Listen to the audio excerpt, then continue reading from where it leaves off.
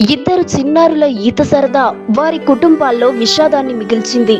అప్పుడు దాకా ఎంతో ప్రేమ ఆప్యాయతలతో మాట్లాడిన చిన్నారులు విగత జీవులుగా పడి ఉన్న దృశ్యాలను చూసి తల్లిదండ్రులు కన్నీరు మున్నీరవుతున్నారు. తమ పిల్లలు ఇక లేరన్న చేదు నిజం తల్లిదండ్రులు జీర్ణించుకోలేకపోతున్నారు. వివరాల మేరకు తిరుపతి జిల్లా పెళ్లకూరు మండలం కలవకూరు గ్రామానికి శ్రీకాకుళంకు చెందిన నితీష్, నిఖిత అనే చిన్నారులు కుటుంబంతో సహా విచ్చేశారు.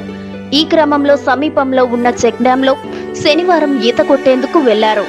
ఈ క్రమంలో చిన్నారులు చెక్ డ్యాంలో మునిగి గల్లంతయ్యారు. గుర్తించిన స్థానికులు ముమ్మరంగా గాలింపు చర్యలు చేపట్టి ఇద్దరు చిన్నారులను వెలికితీశారు.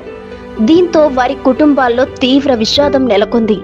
పోలీసులు సంఘటనా స్థలాన్ని పరిశీలించి దర్యాప్తు చేపడుతున్నారు. ఇదిలా ఉంటే శ్రీకాకుళంకు చెందిన కుటుంబ సభ్యులు పెళ్లకూరు మండలం కల్వకూరులోని బంధువుల ఇంటికి వచ్చారు. ఈ క్రమంలో ఈ విషాద ఘటన చోటు చేసుకుంది.